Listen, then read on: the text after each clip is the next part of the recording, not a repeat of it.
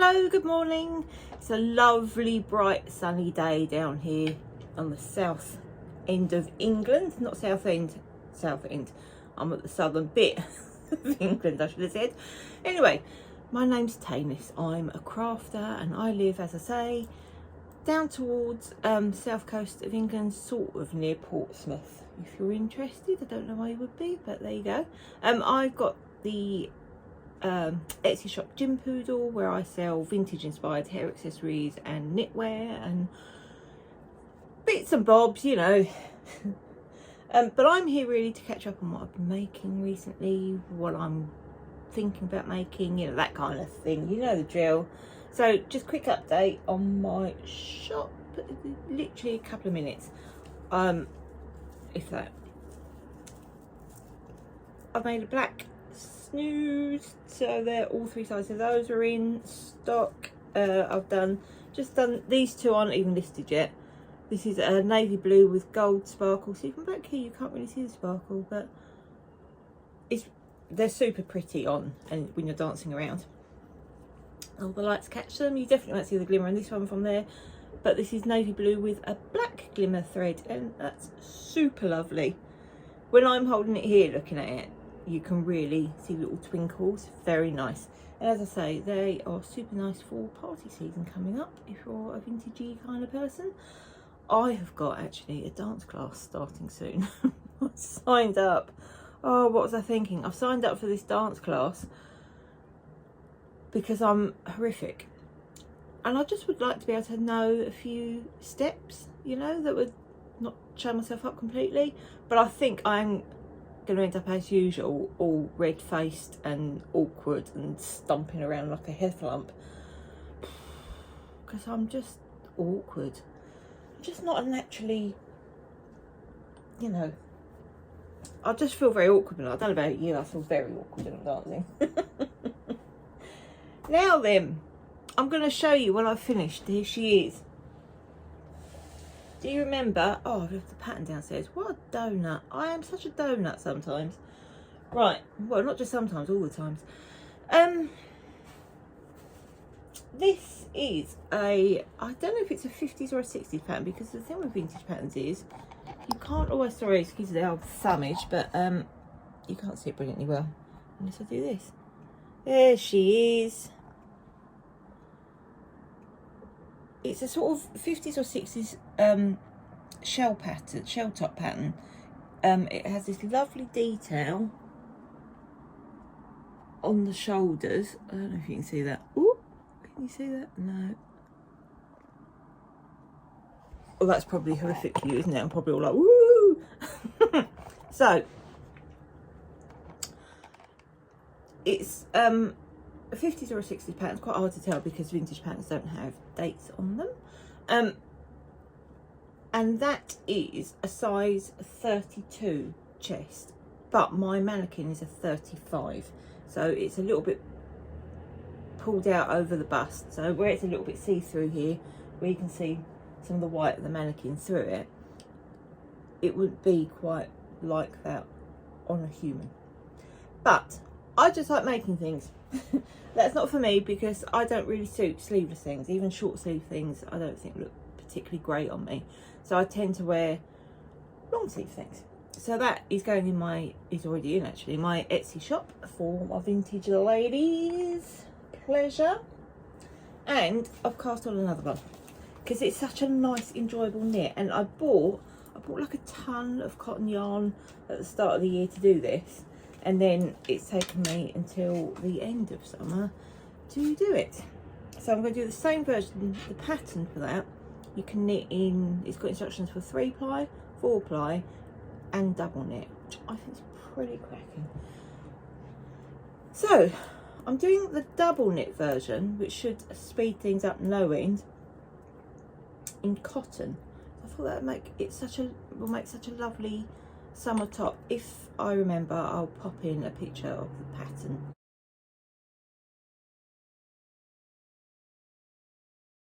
So you can see what I'm actually banging on about. But here's my double knit version. Sorry, I'm knitting needles rolling around the... Oh, it's very bright today, so that you get a bit of sun glare. I think that's quite nice. It's not, it doesn't have the same sort of ribby kind of ribbing pull as the 4-ply one, just because it's, you know, it's a wider gauge. But you can kind of see the stitchy definition, the stitch definition better on that one, I think. Anyway, I have got this yarn in, there was a massive sale on Wool Warehouse on their cotton yarns earlier this year. So this is the Drops Cotton Light, and it was so cheap. It was, I mean, I think these are 50 gram, yeah, they're 50 gram balls. Yeah. But they were like £1 each or something like that at the time. Anyway, I've bought it in this nice gold colour. This is just called colour 28, and it's a Drops design by Garn Studio. Drops Cotton Light in Unicolor, and I've got this lovely mustardy goldy colour. I bought a sort of denim-y blue, white, and a really lovely bright pink. So I'm going to make this top. You can make it in a size 32, which is that, through to a size 40 inch chest. So I'm going to make one in each size. I'm making the cotton ones now, far too late in the year. And then they'll all go into my Etsy shop as like a, if it's in stock you can have it, or you can commission it, which people do. And that lives in this bag, which I bought from, what's that nice shop in London called? Knit with Attitude. Long time ago, years ago. It's a nice big old sort of duffel kind of feel to it. It's got this massive like leather strap, so you're supposed to like wear it basically, so you can wear it as like a crossbody bag, or you can wear it like around your neck like a feeding bag, so you can walk and knit. And but I just find I don't like doing that. So, and you can't remove the strap, and I've got it on the shortest sort of setting, I was going to say, on the shortest that I can have the strap, but it's still, there's still quite a lot of strap there wobbling about. I'm just going to tie that in a knot, so you can take that up a bit. There you go, because it just sort of flobbles around and annoys me. But nice thing. I'm still working on my Lissington Lines tunic length sweater, jumper. I don't really like the word sweater, it just makes me think of BO. It's not very, I don't really feel like sweater's a very particularly English term. Maybe it is. Is it an Americanism, or it doesn't matter, does it? Doesn't matter. Just personal preference. Right, so this is my Lissington Lines jumper. Oh, I'm showing you the front back. There we go. Oh, it's so lovely, if I say so myself. Right, that's the stripes at the top. I've done the body bit, so you're sort of below the bust here, and then now I'm on my stripes for the bottom, and you do, there's 14 stripes you do at the bottom. So I've done how many? 1, 2, 3, 4, 5, 6. I've done 6. So I've got loads more to go, and that's what I'm going to be working on for the rest of the day. I have not thought about it at all, the colour placement, which may well be obvious to you. I just have a big bag of odds and sods. So it lives in my seeded pink bag. Seeded's a local yarn shop. And I've just got in here like a ton of odds and ends and minis and what have you. And I just literally, I put my hand in randomly and pick one out for the next stripe. So like, that's a bit of Dragon Hill Studio self-striping, very nice. I was thinking about taking the self-striping yarns out and not using them and just keeping them for socks, but this blue one is a Dragon Hill Studio self-striping, and that's come out really lovely on it. So I've revised that idea. I didn't think you'd get the repeat would look nice on such a much bigger circumference, but it does. It looks absolutely cracking. So yeah, I know I immediately want to cast on another one when I finish this. All my odds and ends are literally just odds and ends. I've got a lot of what I use in my Aurora Hunter shawl in here. This was a pair of socks, this yellow. Well, the socks that I showed you last time, those little shorty socks, that's a bit of that. And I've got some Christmas yarns in here. I've got some leftovers from West Knit's Mystery Knit Along yarns in there. Oh, that must be starting up soon, mustn't it? Can't be bothered with it anymore. I went through a phase of doing that, and then I just sort of fell out of love with it, really. And I can't say I can be bothered to join in again. I want to get some whips done. So then, when I put getting back to the old Blissington lines, getting back on Tracksmith, when I pick out a random colour, put it in there. When I've used that, I then put it into this little bag. There you go, look, see, these are my most recent 2 colours there. And then when you do the sleeves, that'll make it easier for me to repeat. It's the stripes on the top bit, I think, meet up with the sleeves a bit. And then at the bottom of your sleeve, as you get nearer your wrist, I think you pick up the colours that you used for the lines at the bottom. Now, some of my scraps are so small that I won't have enough yarn left over to repeat those on the sleeves, but I don't really care. I just really like the multicoloured stripes. But I think maybe if I make another one, I'm kind of thinking, oh, my navy blue yarn, by the way, I'm knitting off a cone. This is King Cole Merino, Anti-tickle merino they call it, 4-ply, and it's just a navy blue. I don't know what it's colour 25 for them, but you can get that from Wool Warehouse too. It's very good value. It's about £25, and you get, I think, 400. It's either 400 or 500 grams. Might be 400. Anyway, I think I'm gonna have a ton of it left, but it's actually really lovely yarn, and that's what I knitted this out of as well. I've got a ton of that left as well. I've got nearly 300 grams of that left, I think. So yeah, what I'm thinking of doing when I do my next one of these, I'm thinking of doing one in black, which will look so wildly different than the navy, won't it? But I'm thinking of just using a single skein for my stripes, of one of those, you know, when you get like one of those really lovely yarns that you buy like at a yarn festival that's just really catches your eye, but you don't really know what to do with it. Something like one of those, so that all my stripes are the same. But I need to look at the pattern properly and see how much yardage I'd need for that, to see for like 100 grams of work. But I've got two yarns that I won in a competition on another channel ages and ages ago, and they're 2 greens. It's 2 very complementary greens, and I think I could alternate those, couldn't I? I could. That's a really good idea. Thank you so much. That's what I'll do. That is what I'll do. Now then, apart from that, oh, I've had a cracking idea. I've got to share it with you. So when I make my project bags, I just have like stuff everywhere. I've got fabric over there. I've got fabric there. I have a bag where I have my odds and ends, like the drawstrings and the tape for the handles, and linings might be somewhere else, and it's just a bit of a nightmare. A disorganised nightmare, which is probably stopping me from making as many bags as I could. So I bought the other day from Home Bargains, I bought online a mattress protector, not like a wet the bed one, just like a sort of topper really, because I can't bear when you change your bedding. I've got a bit of a thing, I love bedding.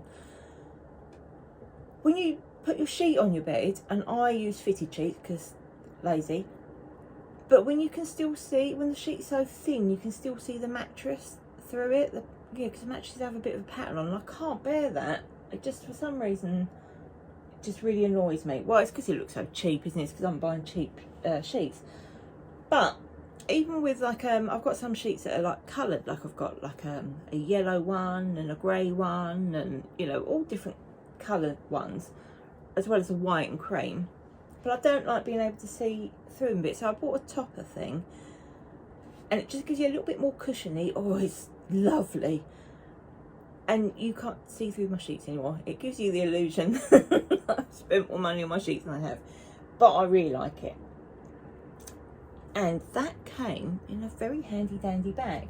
Came in this, one of these big old zip-up bags. And I thought, well, what chuff am I going to do with that? Because that's a lot of plastic waste to throw away, isn't it? And it's a perfectly good bag. And then I thought, well, me blooming project bag stuff, look, perfect. You've got, it opens up sort of suitcase style, but here, I won't open up completely. There's like a pocket at the front here where the instructions were for, you know, well, not instructions, you know, the sales info of like what you're actually buying and all that. And I've got, so I've put my pattern pieces in there, my labels, obviously. I've got some of me squishy stuff, some padding.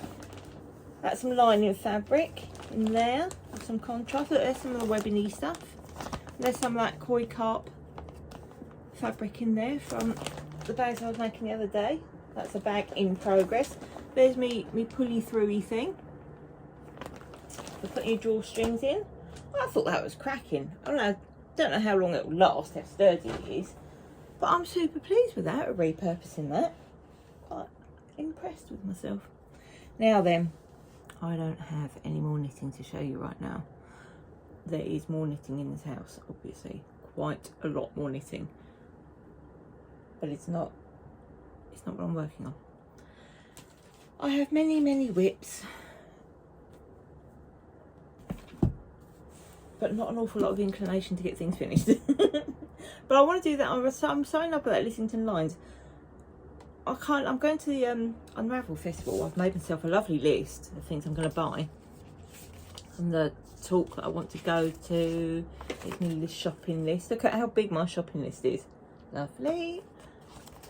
And then inside, I've put some little quotes to myself. So if I flag and start talking myself out of buying things, this page is temptations, and this page is things that I definitely want to buy. And then when you open it out, I've put little things in there like shop for joy, be open to delights, need and want do not cancel each other out, be inspired by all the people you pass. So that, like, I know it's not open to everyone, and I don't have an awful lot of money to blow really, but I just kind of feel like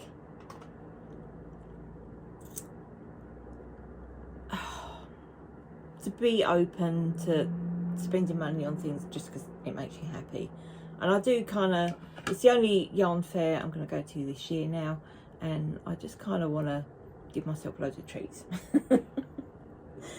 Within reason, obviously. I'm not going to spend like 500 quid. I don't have 500 quid knocking about to spend on yarn, much less places to put it. But I just thought, you know, like stitch markers, there's all kinds of like notion-y things I want, and some needles and stuff, but oh, I can't tell you how much I'm looking forward to it. I can't wait. I would quite like to wear that Lissington Lines there, so I need to crack on with that, because that's the 12th of September, which is only about 3 weeks away. I reckon if I pulled my finger out, I could actually do it, but whether the weather will cooperate, because if it's still too warm, I can't be sweaty Betty walking around there. Right then, on that delightful note, let's move on to the books I've read recently. I finished The Wisdom of Tea by Noriko Morishita, I think her name is. Oh, so lovely. I must say, if you're going to read it, it's about Japanese tea ceremony. It's not like a novel. It's a woman's sort of, not strictly speaking a memoir, because it doesn't go outside of that, but she's a woman who goes to tea lessons in Japan. She's a Japanese woman living in Japan, and she goes to these tea lessons just as a kind of a stress relieving thing, and just because it's a nice thing to do really. And it just tells you all these like lovely little insights into like all the layers of the tea ceremony. That was just unbelievable, beautiful book. I massively recommend listening to the audiobook because it's narrated by someone who's Japanese, not the author, a Japanese narrator, so you get all the pronunciation spot on and everything, because you know I wouldn't know. And it's lovely. She speaks a bit more quickly when she speaks in Japanese, and it's just, I don't know, I just think there's something about a foreign language, a different language different to your own, that it just sounds like music to me. Do you know what I mean? It's just so lovely. And I like the sound that Japanese language makes. Does that sound mad? Anyway, I don't care if it does sound mad. I like it. Right. Anyway, I finished that, and it was flipping-tastic. I've also finished reading this, Joanne Harris, Gentlemen and Players, which is also flipping-tastic. Loved it. Big old chunky book. This book has been on my shelves for so long that the pages have gone, oh, look, horrible. So, sadly, this copy, normally when I finish a book, I put it in, there's a bookshare box on my way into town, when I walk into town. And I normally drop my books off in there. That one's too far gone. So, sadly, that's going in the recycling bin. Honestly, it's in too much of a state. No one's going to want to pick it up. It looks like it's filthy. It's not. It's just foxed. But, yeah, it's not in a state that anyone else is going to want in their house, I don't imagine.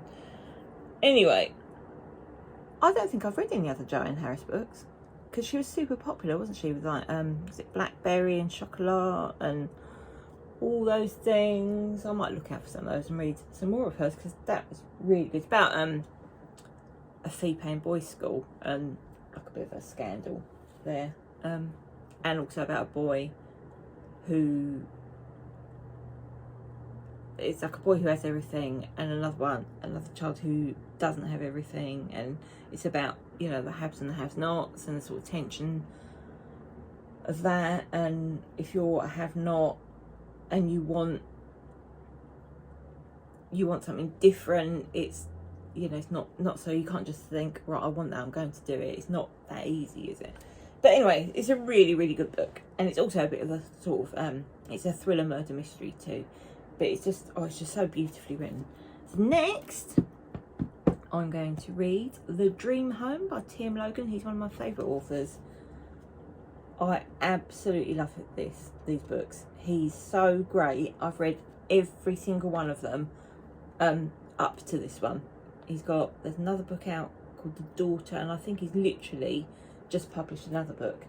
So I will read those as well. I bought this for my partner because he absolutely loves him, and he read it, and now I'm going to read it so that we can talk about it as I'm reading it, because we like doing that. I like that when you get to the bit where you say, like, I can't believe that, you know, like when there's a twist or something. It's one of my little pleasures in life. So I think with that, wow, I think we've managed to hit it all in one go. I'm going to love you and leave you. It's bank holiday weekend here. Still pretty traumatised about the not being able to post to America. Please, God, let there be a workaround for that comes soon, because literally my shop is as dead as a dodo. And it is my job. So it would be nice to have a bit of income from it. Anyway, enough poor me nonsense. It's a beautiful day. I've got the most gorgeous darling little cat waiting outside for me, probably sleeping on the patio right now, desperate for a cuddle. So I'm going to love you and leave and be off now. Now you have a fantastic bank holiday weekend, and I will see you again very soon, probably when I finish that Lissington Lines, if not sooner. Try.